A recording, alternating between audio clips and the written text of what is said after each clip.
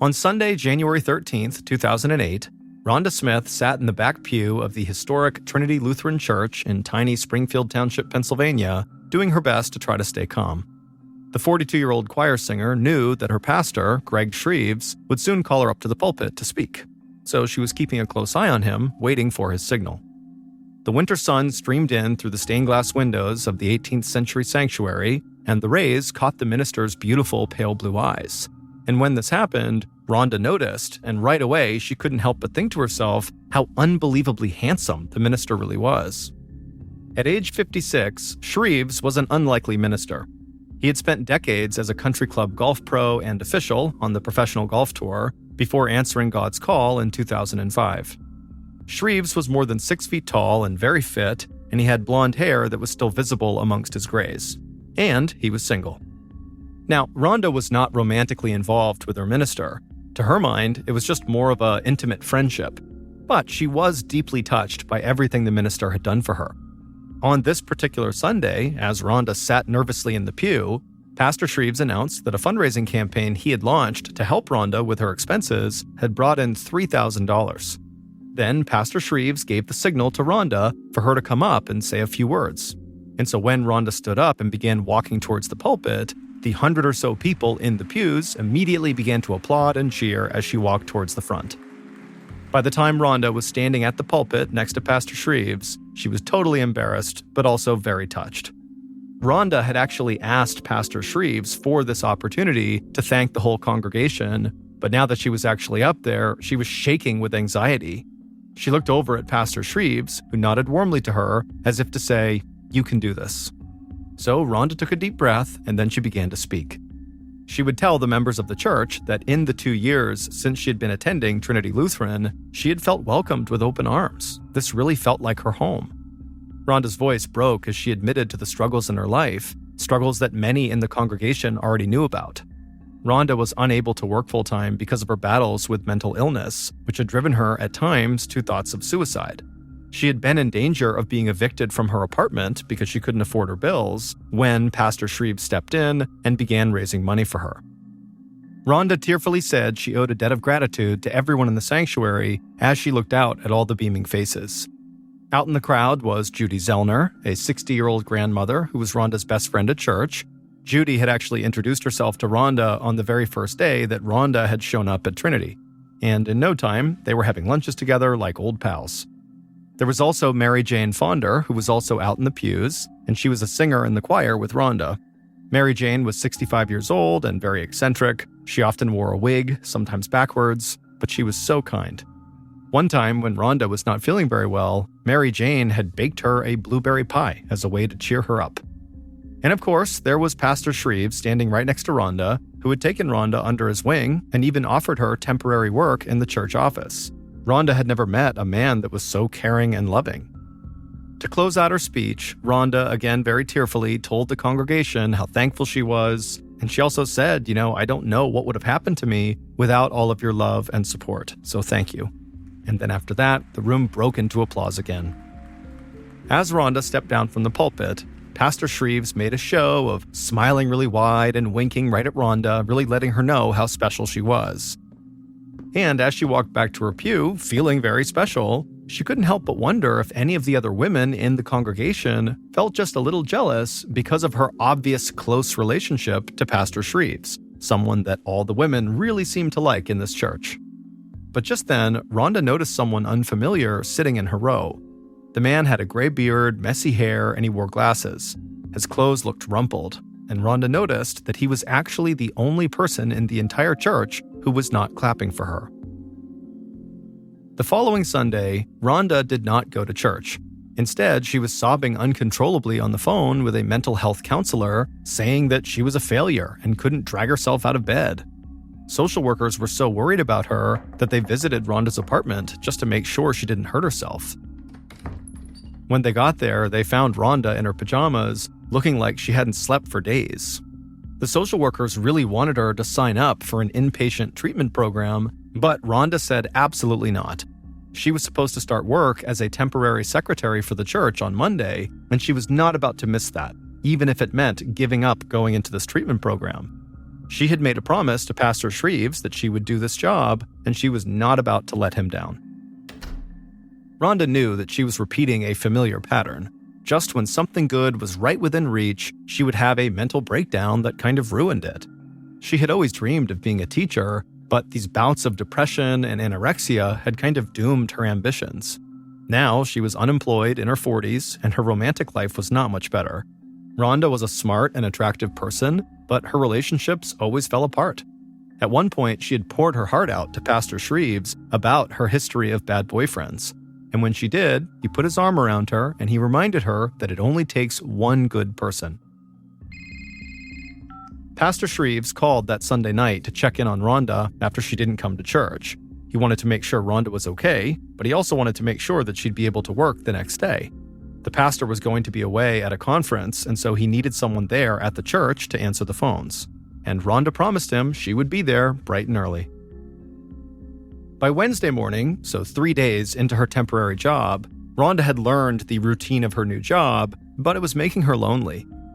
From 9 to 5 every day, Rhonda was supposed to sit in this little plain office inside of the church and just wait for the phone to ring.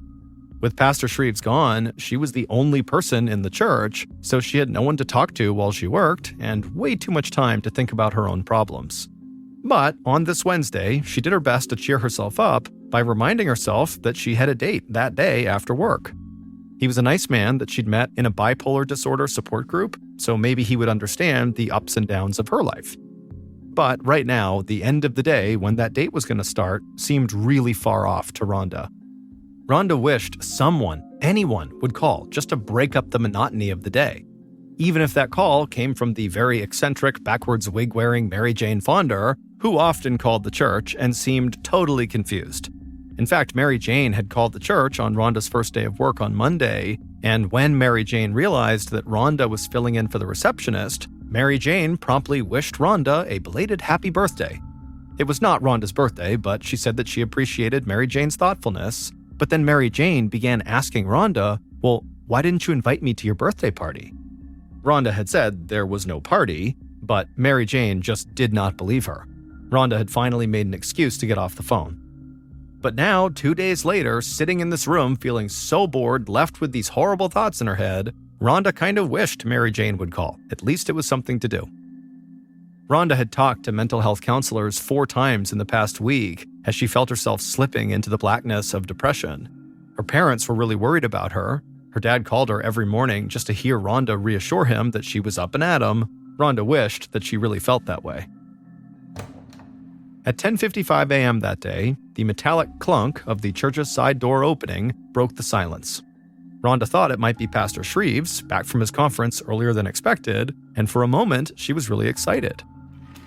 Rhonda swiveled around her chair, getting ready to greet the minister, but to her surprise, it was not Pastor Shreves. It was somebody else, and she couldn't really understand why they were there. But what surprised Rhonda even more was what this person was carrying in their hand.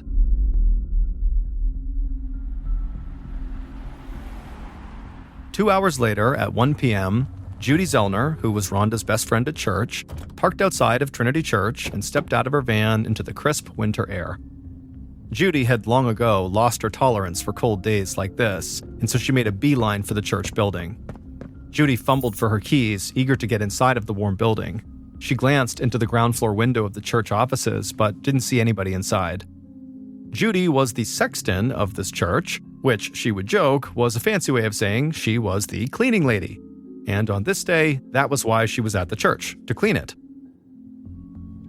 When Judy finally found the right key and put it inside the lock, she was surprised to find the side door of the church was actually already unlocked.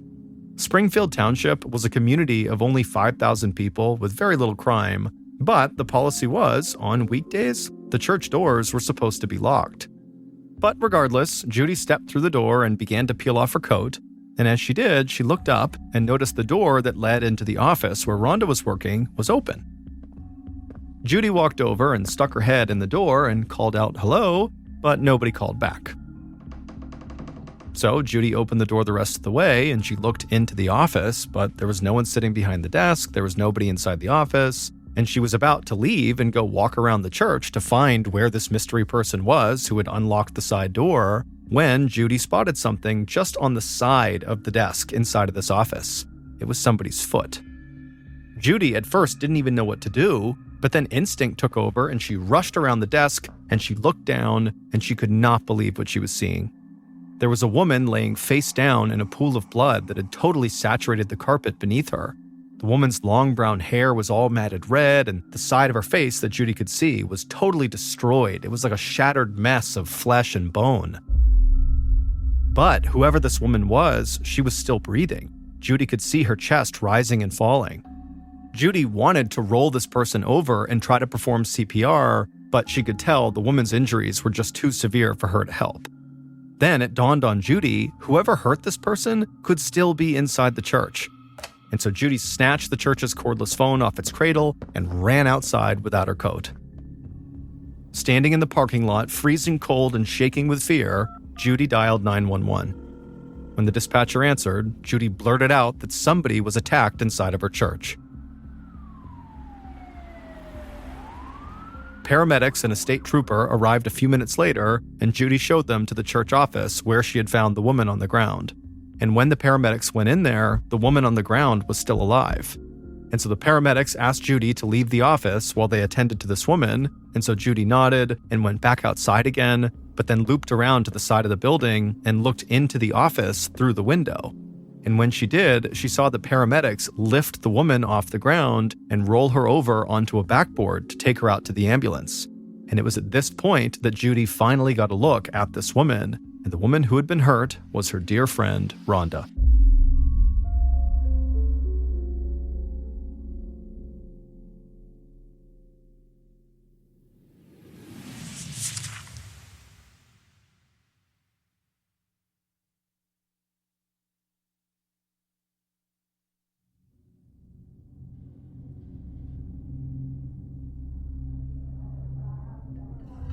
"17 miles away, Pennsylvania State Trooper Greg Stumpo was eating lunch at his favorite Italian restaurant when he got a call from dispatch. A woman had been apparently shot inside of the Trinity Lutheran Church, and she was barely clinging to life, and so could Stumpo report to the scene. Since Stumpo was the senior officer on his three-man detective team, Stumpo knew he would lead any investigation. Stumpo wolfed down the rest of his chicken parmesan and then hit the road for the church.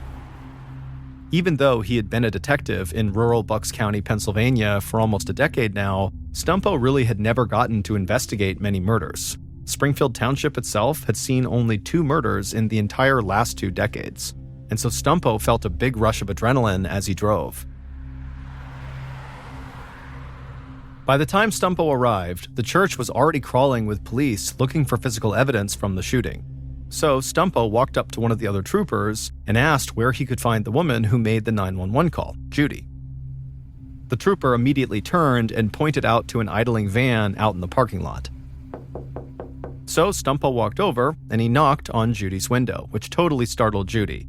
Judy had been sitting in her vehicle with the windows up, heat blasting, staring straight ahead, so shocked she couldn't even muster any tears. But she turned and looked over at Stumpo, and in his suit and tie, he did not look like a state trooper, and he very likely could tell that's what she was thinking, and so he reached down and picked up his badge and flashed it to her to show her who he was. At that point, Judy lowered down her window, but stayed in her van as she described for Stumpo what happened when she walked inside of the church. She would tell Stumpo that when she first walked into the office, the woman on the floor was so bloody and mangled that Judy didn't recognize that it was her good friend Rhonda. And Judy said at first she was positive this woman on the ground was dead, but then she realized her chest was rising and falling, and so she was still alive. Judy couldn't understand why anybody would want to hurt her friend Rhonda. Judy described Rhonda as being very sweet and shy, with kind eyes and a warm smile. She said the two of them had hit it off immediately when they first met, and they had become very close friends, despite the 20-year age difference between them. But Judy also told Stumpo that Rhonda had a dark side too. She struggled with bouts of depression that at times left her totally unable to function, and one time Rhonda had been so suicidal that she had to be hospitalized 5 years earlier. And Judy said, lately it seemed like Rhonda was slipping back into a depression. Stumpo was expressionless as he listened to Judy, but inside, based on what she was saying, he was beginning to wonder if maybe this was an attempted suicide rather than an attempted murder. But there was an immediate complication to that theory. Police had not recovered a weapon. If Rhonda shot herself, shouldn't the gun be right there at the scene? Maybe even still in her hand? After speaking with Judy, Stumpo went back inside the church and over to the church office where Rhonda had been found. And when he went in there, he noticed there was now a black tape outline of where Rhonda's body had been, and it was on this part of the rug that was now totally covered in blood. Stumpo got down on his hands and knees to see if maybe there was a gun under the desk or some of the other furniture nearby, but there was nothing. And then an idea occurred to Stumpo. Did someone help Rhonda shoot herself, perhaps disposing of the weapon for her afterwards? He went back outside to Judy's van and asked directly if she removed a gun from the office. Judy was totally offended at the very idea. She had been careful not to disturb anything. But while Stumpo was inside, Judy said she had thought of someone that police might want to speak with. Judy said she recalled a very unkempt-looking stranger who had come to their church earlier in January when Rhonda had stood up before the congregation, and that was the first time that Judy had ever seen this guy. Judy said that on that day, as the donation plate was passed around, she overheard the stranger say something about how this church would be a good place to rob. Judy had not taken this comment seriously, but now she wondered, did this man shoot Rhonda while he was attempting to rob the church? Stumpo took down Judy's description of this man and figured it was possible that the stranger had come back to the church to rob it. Maybe Rhonda was just in the wrong place at the wrong time. As Stumpo headed to his car, he asked one of the troopers to make sure they spoke to the minister and see if he could figure out if anything valuable was missing from the church. After that, Stumpo drove to St. Luke's Hospital, where paramedics had taken Rhonda. Once he was there, he found Rhonda in a private room, heavily bandaged and unconscious. Her forlorn-looking parents stood vigil at her bedside.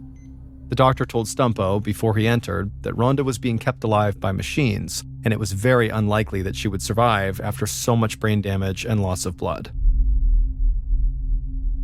Rhonda's parents, Jim and Dorothy Smith, who were both in their 70s, agreed to step outside to a waiting area with Stumpo where they could all chat. Stumpo brought them coffee in styrofoam cups, and he sat down and started by saying how very sorry he was about what had happened. Then Rhonda's father, Jim, told Stumpo about Rhonda's long struggle with bipolar disorder and the many times their daughter had flirted with suicide. Jim said he would never let Rhonda keep a gun around her apartment, and he would never keep one at his own house. Luckily, Jim added, the one time Rhonda had tried shooting a gun, she had hated it. And so Jim told Stumpo that he thought it was very unlikely that Rhonda would ever shoot herself. Jim told Stumpo that he and his wife Dorothy had not actually seen their daughter earlier that day. However, they had spoken to her around 8:30 a.m., and she sounded like she was in a good mood. Then again, Jim said, because of Rhonda's condition, her moods could sometimes change on a dime. 4 hours after that conversation, so at about 12:30 p.m., Jim and Dorothy had driven past the church on their way to lunch, and they saw Rhonda's car in the parking lot. The parents talked about stopping by and taking their daughter out for a bite, but they figured Rhonda was busy. Employment had been scarce for Rhonda, so they continued past the church and wound up eating lunch without her. The detective listened carefully and very sympathetically, but internally, he didn't get the feeling that these parents were going to actually offer up any information that could actually help investigators. But at the end of the conversation, Jim said something somewhat off the cuff to Stumpo that made Stumpo pause. Jim said that he prayed his daughter had not tried to kill herself. He and his wife were very religious, and they believed anybody who even attempted suicide faced eternal damnation, and so they couldn't bear such a fate for their beloved child. As the parents got up to leave, Jim told Stumpo that he really hoped investigators would not find a gun at the church. Jim's parting remark left Stumpo wondering whether they were telling the truth when they said they did not stop at the church on the way to lunch. Maybe, he thought, they walked into the church only to find their daughter lying on the floor from a self-inflicted gunshot wound. The parents could have mistakenly believed their daughter was already dead, and maybe they took the weapon from the scene so it didn't look like a suicide. Stumpo knew this idea was a total long shot, but it was too early to rule out anything. Just as Stumpo was about to walk out the front door of the hospital, he spotted a tall, middle-aged man with a priest collar in the hospital lobby. The man dabbed at his eyes and composed himself before pressing the elevator button. Stumpo walked over to him and asked the man if he was Pastor Shreves from Trinity Lutheran. Shreves nodded and said he was on his way up to minister to Rhonda's family. Stumpo asked him if he wouldn't mind speaking to him for a couple of minutes, and Pastor Shreves agreed. Shreves was so anxious to get up to Rhonda's bedside that he could barely sit still while the two men talked. Shreves said, he blamed himself for what happened because he had not been at the church to protect Rhonda. The pastor admitted that he really didn't know what he was going to say to Rhonda's parents when he got up there, or what he was going to say to the congregation. Despite his age, Shreves had only just graduated from the seminary 3 years earlier. Before that, he was competing in golf tournaments, and so nothing in his limited experience as a minister had prepared him for something like this. The pastor also said he didn't know Rhonda all that well, and he couldn't remember when she actually first joined the congregation. He described her as a very quiet, lonely young woman who had struggled with mental health issues. Stumpo sized up the minister as he spoke. The man was very handsome, as Judy had mentioned to Stumpo, but what really stood out to Stumpo was not this guy's good looks, but the fact that he did not see Rhonda as a close friend. He actually said, he was not that close with her. Judy had told Stumpo that Rhonda saw the pastor as a very dear friend and mentor. And so to Stumpo, it seemed very clear that Rhonda and Pastor Shreves' relationship was very imbalanced. However, Pastor Shreves did know enough about Rhonda to suggest to Stumpo that he really should look into Rhonda's troubled love life. Shreves said that Rhonda had told him at one point that she had been in a very abusive relationship a few years ago, and things had actually gotten so bad that Rhonda sought the help of a domestic abuse center. Shreves said he didn't know who this ex-boyfriend was, but it was clear to him that their relationship still weighed on Rhonda years after they parted ways. Pastor Shreves told Stumpo that Rhonda also had a more recent breakup with a man she had met online who lived in Philadelphia. Shreves said that as far as he knew, Rhonda and this guy had gone on a few dates, but then at some point the guy had stopped returning Rhonda's calls, and that had left Rhonda feeling very sad and very wounded. Shortly after this, Stumpo and Shreves wrapped up their conversation, and Stumpo headed out the door. And as Stumpo left the hospital, his head was spinning. He had only been investigating the shooting of Rhonda Smith for a few hours, but he already had an array of theories. Did she shoot herself? Was she caught up in an armed robbery? Was she a victim of an abusive former boyfriend? He couldn't prove or disprove any of these. 2 hours later, around 6 p.m., Stumpo got a phone call from another detective, and they told him that Rhonda Smith was dead. Her parents had asked the doctors to take her off life support when it became clear she had absolutely no brain activity. And so the case now was no longer an attempted suicide or murder, it simply was a suicide or a murder. Rhonda was supposed to go on a date on the night that she died, and so Stumpo wasted no time figuring that out and then tracking the date down. The man's name was Gregory Danisavage, and Stumpo found him at his house just before 8 p.m., and he was still dressed in slacks and a blazer for his date that would never happen. Gregory said he was supposed to pick up Rhonda at her apartment at 6 p.m., but she didn't show, and she didn't send him a message to explain.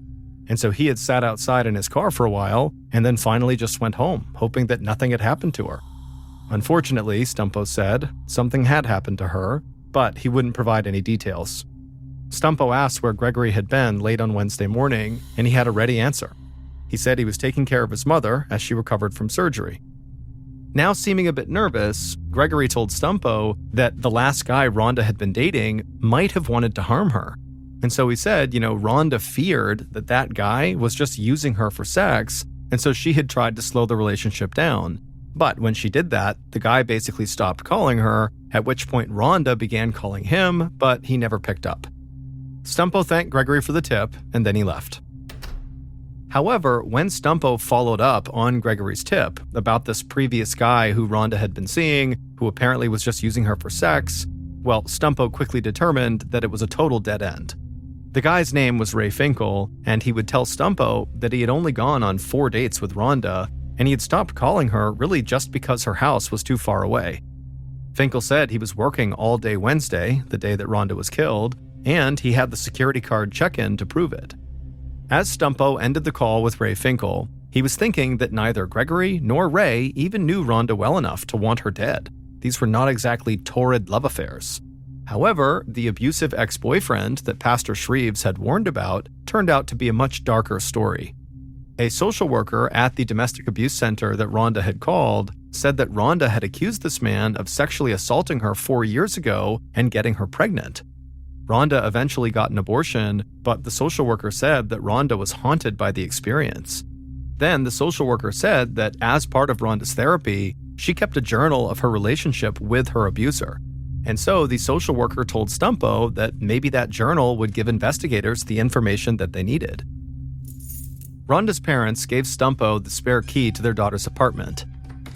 And then when Stumpo went into the apartment, inside of a desk drawer, he found all these yellow legal pads that were filled with Rhonda's writing. And the writing included all the intimate details of her past relationship with this man who had hurt her so badly.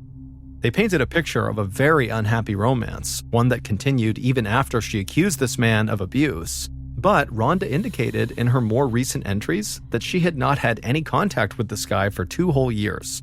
And so this abusive boyfriend really seemed like a bad person, but he didn't really fit the profile of Rhonda's murderer because he had not interacted with her in years. And so Stumpo now understood why people said Rhonda was unlucky in love, but so far, nothing in her past seemed to add up to a motive for murder. While Stumpo tracked down the rest of Rhonda's boyfriends, other members of his team began to look into that strange newcomer to the church, the kind of disheveled-looking guy who Judy had overheard say, Trinity Lutheran would be a good place to rob. Well, despite having a great description of this guy within 24 hours of the shooting, he was about 5'10", he wore wire-rimmed glasses and had scraggly salt and pepper hair. Despite having this description, none of the state databases of criminals and people on parole or probation contained anyone who looked like this stranger. Now, of course, Stumpo didn't just rule him out as a potential suspect simply because he couldn't find him. However, at the same time, the whole robbery idea just seemed kind of unlikely to Stumpo.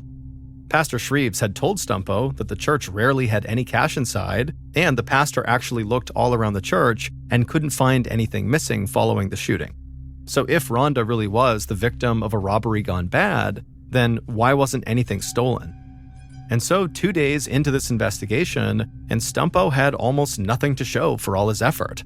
He wasn't even sure if he was investigating a murder or a suicide.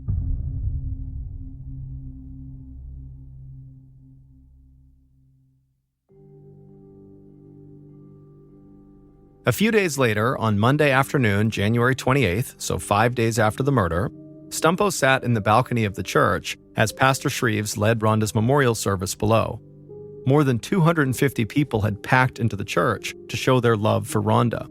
Stumpo looked down and saw Rhonda's parents sitting in the front row, and as he did, he considered the possibility that, the parents had covered up their daughter's suicide. It seemed extremely unlikely, but it was still possible. Then Stumpo scanned around the rest of the teary-eyed parishioners and thought to himself, if Rhonda did not kill herself, then the culprit was probably in this room. After the service ended, Stumpo waited for the crowd to thin, then he asked Pastor Shreves if he had a few minutes. Shreves walked Stumpo out of the church and across the parking lot to the small ranch house where he lived. As they reached his porch, Stumpo noticed an apple pie sitting in front of the side door to the house. But Pastor Shreves was not happy about this pie. As soon as he read the note that was sitting on top of the pie, Shreves expressed his irritation. He explained to Stumpo that one of the members of the church would often leave food for him, even though he had asked her to stop. Stumpo asked Shreves who this woman was, and Shreves would say her name was Mary Jane. The same Mary Jane who was very eccentric and wore her wigs backwards, and at one point had actually baked a pie for Rhonda. Shreves would say, Mary Jane was a member of the church's choir and she was a talented artist whose paintings hung on the walls of the church. But he said, I think she has a crush on me. And as the pastor talked, Stumpo remembered how people at the church said there was like this running joke that, Pastor Shreves was single and handsome, and basically all the women who went to this church had crushes on him, and some of them liked to bring him unsolicited gifts like food. And so Stumpo was pretty sure that Rhonda Smith must be one of these admirers, just like Mary Jane was, And, that was probably why their relationship seemed so imbalanced, with Rhonda looking at the pastor as this mentor and close friend, and the pastor basically being like, yeah, I know Rhonda, she's nice, but that's about it. Over the next few days, the events on the morning of the shooting became increasingly clear as investigators talked to more people and collected records. On the day Rhonda died, she had called a mental health crisis line from the church just after 10 a.m., saying she felt suicidal. Then at 10:55, she stopped using the church internet service, suggesting she was either shot right before then or right after that point. And so in Stumpo's mind, it was easy to imagine a desperate, lonely person making one last call for help before just ending it all. But then, on January 30th, Stumpo received the autopsy report. Sitting at his desk in the police barracks 15 miles from Springfield Township, Stumpo marveled at what he read in the report. It didn't solve the case by any means, but it did make one thing clear. This was no suicide. The medical examiner found that Rhonda had been shot twice. The first bullet glanced off her forehead, while the second round penetrated her skull. What's more, the shots were fired from 3 or 4 feet away, suggesting that the shooter was on the other side of the desk from Rhonda. The coroner said Rhonda's head had none of the tiny burn marks that are associated with shots fired at extremely close range, like a suicide gunshot would be. And so Stumpo concluded that, while Rhonda may have been depressed, she certainly did not pull the trigger to end her own life. She was definitely murdered. About a week later, on the evening of February 6th, Stumpo and another investigator named Bob Egan arrived at Trinity Lutheran Church just before 7 p.m. when choir practice was about to begin.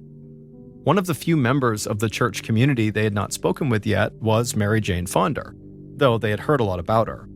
Mostly that she was very eccentric, wore her wig backwards sometimes, and periodically dropped off pies for the pastor and for Rhonda. And so Stumpo and the other investigator walked into the church, and right away they spotted Mary Jane along with the other members of the choir getting ready to start their practice, and the investigators flagged Mary Jane and asked her to come with them so they could talk to her in a side room. But as they were walking over to this room, Mary Jane said to them that she had actually been meaning to reach out to them because she had spoken to Rhonda a couple of days before she was killed.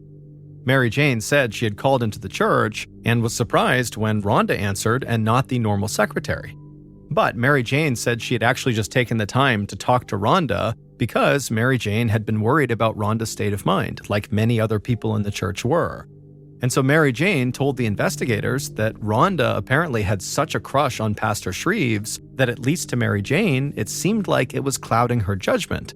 And the example that Mary Jane gave to show this was she said the minister had organized a birthday party for Rhonda just before her death, and Rhonda had not invited Mary Jane to attend, even though in Mary Jane's eyes, they were close friends. And so it just seemed like Rhonda was being weirdly protective of Pastor Shreves and didn't want other women there. Mary Jane would also tell the investigators that she was just too upset to even attend Rhonda's memorial service, but she had baked a pie for Rhonda's parents and visited with them after the service. Then Detective Egan asked Mary Jane point blank, did she own a gun? And Mary Jane kind of laughed and said no, and she wouldn't even know how to use one. So the detectives thanked Mary Jane for her time, and then she turned and headed back over to choir practice, and the detectives walked out of the church feeling like they were no closer to solving this crime. But having now met Mary Jane, she seemed less like this totally eccentric, weird person that people had made her out to be, and more just like a very harmless old lady. The following day, February 7th, Stumpo learned that the state police were reassigning the other 2 detectives in his unit to other cases that weren't even murders. Stumpo knew what that meant. His bosses were losing confidence in his investigation because he was not making enough progress. And so now the Rhonda murder investigation was down to just him and Detective Egan, who was on loan from headquarters. And as weeks passed by, still with no breakthrough, Stumpo began to worry that they might never solve this crime. But Detective Egan, who was a veteran homicide investigator, kept saying that you never know when a hot tip will come in the door. And that's exactly what happened on a cold and windy morning on Saturday, March 29th, nearly 9 weeks after Rhonda's murder. 6 miles from Trinity Lutheran Church, A man and his 8-year-old son were fishing in Lake Nakamixon under the bridge that runs across it. At some point, the boy noticed something shiny in the muddy, shallow water at the lake's edge. He pulled what looked like a toy gun out of the water and showed off his trophy to his dad. But when the boy's father took a look, he realized his son was not holding a toy, it was a real gun. The father snatched the revolver from the boy's hands and immediately popped open the cylinder and shook the weapon to make sure it was not loaded. 3 live rounds fell into the mud, plus the casing from a bullet which had already been fired. The boy's father called the state police barracks where Stumpo worked to report that his son had found a loaded gun in the lake, and the man wondered what he should do with it. The trooper who answered this phone call, whose name was Andrew Mincer, had been the first police officer on the scene at the Rhonda Smith shooting, and he immediately thought of the missing weapon from that crime. Mincer asked the father for the serial number on the gun, and after he got it, he told the father to hang onto the gun and give it to nobody else until he, Mincer, could get there to pick it up. As soon as Mincer hung up the phone, he ran the serial number through the National Crime Information Center, and in minutes, he learned who the Rossi .38 revolver was registered to. Stumpo was in the police barracks when this call came in, but he was down in the locker room thinking about how little time he had spent with his 5-year-old son lately. Police work was literally taking over Stumpo's life, and he had so little to show for it. Stumpo was about to head home when his cell phone rang.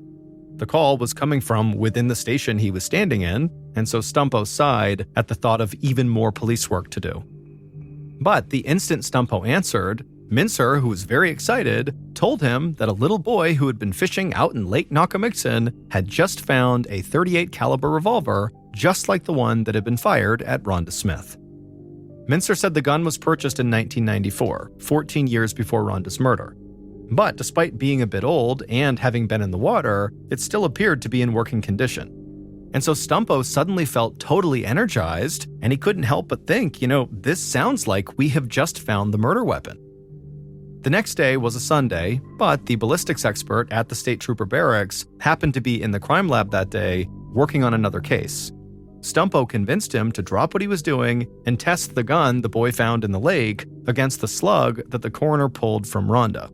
And the test proved the revolver found in the lake was the one that killed Rhonda. The next day, Detectives Stumpo and Egan visited the address associated with the original owner of the gun. And the property they went to was this rundown cabin at the end of a long driveway sitting on 11 acres of woods. Stumpo and Egan knew that this address was probably an important break in the case, but it didn't mean the original owner of this gun was definitely Rhonda's killer. It had been 14 years since this revolver was purchased, so plenty of time for the gun to change hands may be off the books. After Stumpo knocked, an old man wearing a dress shirt and a plastic pocket protector opened the door just a crack and peered out very suspiciously at the detectives. Egan asked if it would be okay if they came inside and spoke to him, and the man very reluctantly opened the door the rest of the way and stepped aside to let them come in. Stumpo and Egan were appalled by what they saw inside. The house was a hoarder's den. Junk-filled boxes and papers piled high and covered with cobwebs and bird droppings. The entire place just totally reeked, to the point where both detectives were breathing through their mouths just so they didn't have to smell the air. Now, the police knew this man was not the original owner of the gun. It was actually his sister who lived with him. And so the detectives asked him if his sister was home, but the man said she wasn't. So the detectives asked him if he knew that his sister had at one point purchased a .38 revolver. The man said that his sister had trouble with a coworker several years back and felt kind of threatened, so she had bought a gun. But she only shot it once in the yard for practice, and the noise was apparently too much for her. Her brother said that she had thrown the gun away years ago, and he didn't know where she threw it away, and he had never seen it or heard about it again. But Stumpo and Egan were not fully convinced about this story. They told the brother that the gun had just been pulled out of the lake. If the gun had been tossed into the water in 1994, shortly after his sister bought it, then by now it would be totally covered in rust. But the gun had no rust on it, which indicated it had not been in the lake for more than a few weeks. The brother fell quiet for a moment, and then told the investigators that he did have something to show them. He took them outside to his car and he lifted the driver's floor mat to reveal something which shocked the two investigators, and it confirmed that they were on the right track. The old man showed the detectives shiny pieces of metal that were underneath the floor mat of his car, and the detectives immediately recognized these fragments as being part of a bullet casing. Now, when that boy had found the gun in the lake, it had contained 3 live rounds and 1 spent shell casing. However, investigators knew that Rhonda had been shot twice, so there needed to be 2 spent shell casings. And so far, all they could account for was that one that the boy found in the gun. And now, these fragments on the floor of the car could be, potentially, pieces of that other spent round. At last, Stumpo finally had his primary suspect. It was this old man's sister, the original owner of this gun. And that afternoon, police were able to arrest her right as she left the Trinity Lutheran Church driving her brother's car, the same car that police had just found those fragments from the shell casing underneath the floor mat. Also, after they made this arrest, police searched the inside of the car and they found a calendar with January 23rd circled, the day Rhonda was murdered, and over that date on the calendar were the words, "Rhonda murdered."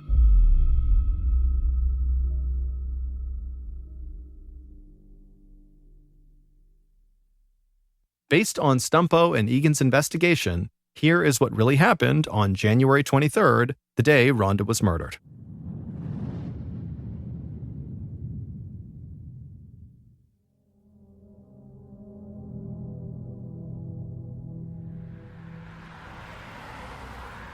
At 10:30 a.m. on January 23rd, the killer slipped into her brother's car and drove to Trinity Lutheran Church. She pulled into the parking lot, and as she did, she looked over at the first-floor office window, and she saw Rhonda sitting inside. The killer got out of the car, walked up to the side door of the church, they unlocked it, and went inside. Once inside, the killer looked around the building and determined that Rhonda was the only person inside. The killer then walked over to the church office where Rhonda was. She went inside, and as soon as she did, Rhonda's face lit up with recognition and a smile, until Rhonda noticed the revolver in the killer's hand. Seconds later, the killer raised the gun, aimed it at Rhonda, and fired. The shot struck Rhonda right in the forehead, knocking her off her chair and onto the floor. The killer rushed around the desk and stood over Rhonda, and right away they noticed the bullet had only grazed Rhonda's forehead. And so with Rhonda writhing in pain on the carpet, the killer backed up a couple of feet and then raised their gun again, aimed it at the side of Rhonda's head, and fired. And this time, the bullet went right into Rhonda's head. Satisfied that Rhonda was now dead, the killer casually left the church and drove to a hair appointment. After the detectives questioned her in connection with the murder, the killer got nervous and decided to get rid of the gun. So the killer borrowed her brother's car, drove 6 miles to that bridge that crossed over Lake Nakamixon, and the killer tossed the gun out the window without even stopping. And then, a month later, the boy and his father would find the gun.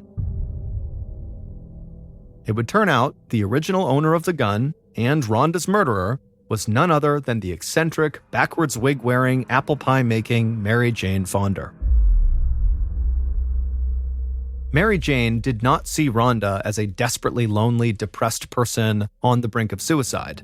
Instead, she saw Rhonda as this pretty young thing who was competing with her, Mary Jane, for the affection and love of Pastor Shreves. Mary Jane was convinced that Rhonda and the pastor were having this romantic love affair, even though they totally were not. In Mary Jane's mind, she believed that she and Pastor Shreves had this undeniable chemistry, and they were meant to be together. And she was sure he felt the same way, even though he repeatedly asked her to stop calling him and to basically leave him alone. The last straw for Mary Jane had been when the pastor had raised money to help Rhonda out and then got the whole congregation to clap and applaud for her when she was up there speaking. No one ever helped out Mary Jane when she lost her job and needed money, and Mary Jane had been a member of the church for 14 years. Compared to her, Rhonda was a newcomer. So Mary Jane killed Rhonda out of spite and jealousy, and with the hope that once Rhonda was out of the way, Mary Jane would have the pastor all to herself. All of this was obviously delusional, but Mary Jane believed it. And it would turn out this wasn't the first time Mary Jane was connected to a suspicious death. back in 1993, her 83-year-old father disappeared. Mary Jane, who was his caretaker, claimed that he walked out of the house and never came home.